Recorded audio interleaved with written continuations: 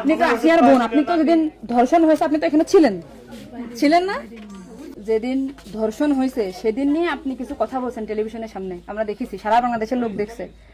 তো আপনি বলছেন, একবার বলতেছেন যে আমি ওয়াশরুমে গেছিলাম এই সুযোগে ধর্ষণ হয়েছে, আপনি আরেকবার বলতেছেন যে রুম থেকে বের করে নিয়ে ধর্ষণ করছে, আপনি আরেকবার বলতেছেন যে ধর্ষণের সময় আমি ঘুমোইছিলাম, আমি কিছু ঠিক পাইনি। আসলে কোনটা সঠিক? আমি তো ওইটাই বলি না, আমি বলছি যে আমি ঘুমোইছিলাম, ও যখন বাথরুমে উঠছি সেই সময় দেখি যে ও ওইখানে পড়ে রয়েছে, এইটাই বলছি। আপনি বলছেন যে সেহরির পরে, আবার বলছেন রাত 2:30, এটা মানে টাইমটা আসলে মানে হ্যাঁ আমাকে দিক তো সিয়ারি খাই 2টের দিক, আর তারপরের কথা বলছি। আচ্ছা, আপনি একটু মানে প্রথম থেকে মানে রাত থেকে কি ঘটনা ঘটছে এটা আমাদেরকে বলেন তো। সর্বপ্রথম রাত থেকে সব ঠিক ছিল, রাত্রি 3 জন ঘুমাই গেছিলাম, 8টার দিকে ঘুমাইছি। হ্যাঁ, আমি, আমার জামাই আর আমার বোন, আর আমার বোন হচ্ছে আমার পাশে ঘুমাইছিল। তা আমি জানতাম না যে ওর সাথে ওরম হবে না।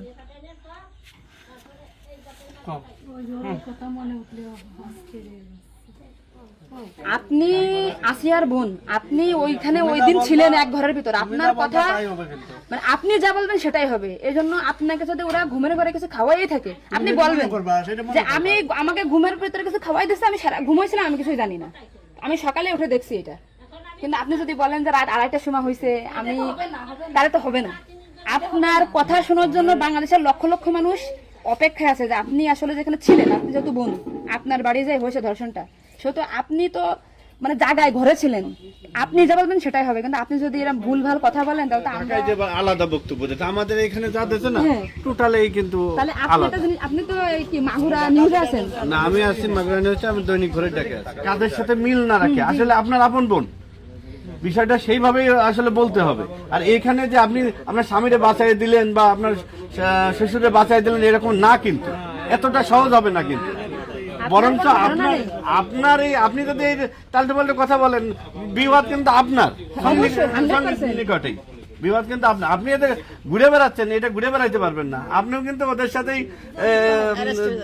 যুক্ত হইতে হবে আপনার। তার মানে উনি একবার বলতেছে কি জানেন, আমি টয়লেটে গেছিলাম তখন ধর্ষণ হয়েছে, একবার বলতেছে আমি আমার রুম আমরা থেকে খুব বের হয়ে বিভ্রান্তিতে আসছি, বারে বারে আপনাদের কাছে আসতেছি শুধু এই একটা কারণে। কিন্তু মানে আপনাকে যদি কিছু খাওয়াই থাকে আপনি বলেন যে আমারে খাওয়াইছে, আমি কিছুই জানি না, সকালে উঠে দেখেছি আমি এই অবস্থা।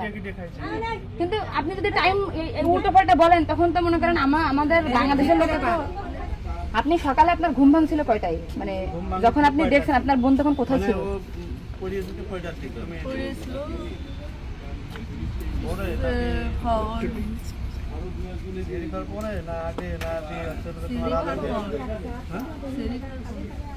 আপনি যে 8টার সময় ঘুমাইছেন, তারপরে কি আপনার ঘুম ছেড়ে খাওয়ার পরে ভাঙিছে? তার ভিতরে আপনি কিছুই জানেন না।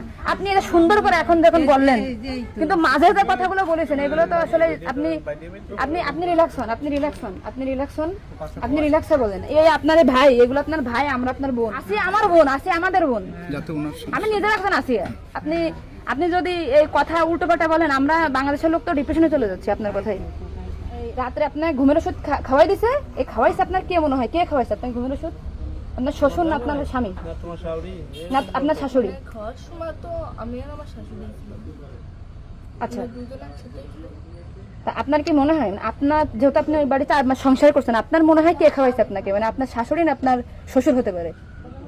আমার শাশুড়ি, শ্বশুর তো খাওয়ার সময় থাকে না, আমার শাশুড়ি তো থাকে। আর তাহলে আপনার কি মনে হচ্ছে আপনার এই ঘুমের ওষুধ আপনার শাশুড়ি খাওয়াইছে? কিন্তু আপনার শাশুড়ি যদি খাওয়াই থাকে তাহলে ধর্ষণটা আপনার শ্বশুর কিভাবে করলো?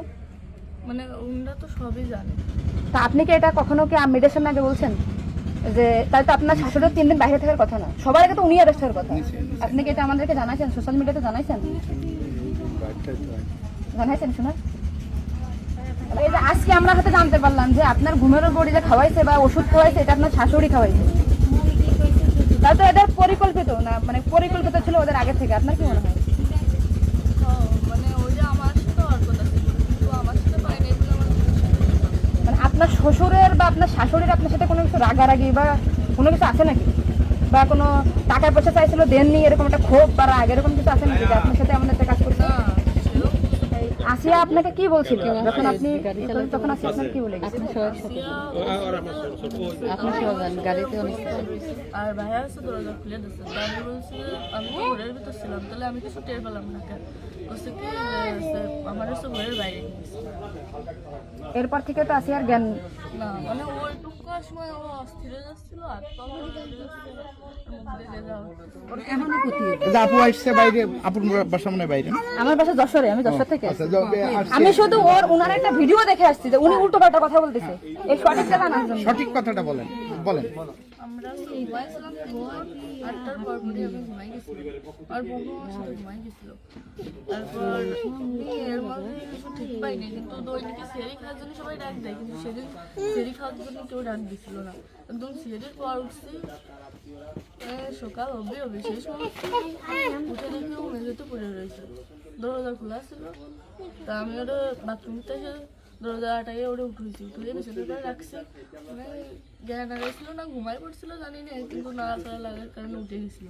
উঠে করছে আপা আমার অনেক কষ্ট হচ্ছে আর জ্বালা পোড়া করতেছে। আমি বলছে ফ্লোর পরে পড়ে রয়েছে এর জন্য ওর ওরম হয়েছে। তারপরে ও ঘুমাইছিল না কি জানি না, আমি কাছে চুপ করে ঘুমাই পড়। তারপরে আমি ঘুমাই গেছিলাম, সকালে ভোরে 6টার দিকে ও বসে কাঁদতেছিল আর বেগে বেগে নিঃশ্বাস নিচ্ছিল। তারপরে আমি করছি কি কি হয়েছে তোর, ওরম কাঁদতেছিল রাত্রেও, আবার ওরম করতেছি, সাতপাল করে আদর যাচ্ছে। ও তারপরে করছে মানে তাও আমার সাথে এরম করছে, আর হচ্ছে ভাইয়া দরজা খুলে দিছিল। তো আমি করছি আমার এই ঘরের ভিতরে এরম হলো, আমি তো কিছু টের পেলাম না। তো করছে আমার ঘরের বাইরে নিয়ে গেছে। আপনাকে একটা ছোট প্রশ্ন করি, কিন্তু আপনি এর আগে তো টেলিভিশন থেকে আপনার ইন্টারভিউ নিয়েছে, আপনি বলছেন যে রাত 8-এর দিক হয়েছে আনুমানিক, তারপরে এই হয়েছে, আপনি মানে এই মাঝের এই কথাগুলো তো আপনি জানেন না। সুন্দর, এখন আপনার কথা ভালো লাগছে, আপনাকে থ্যাংক ইউ।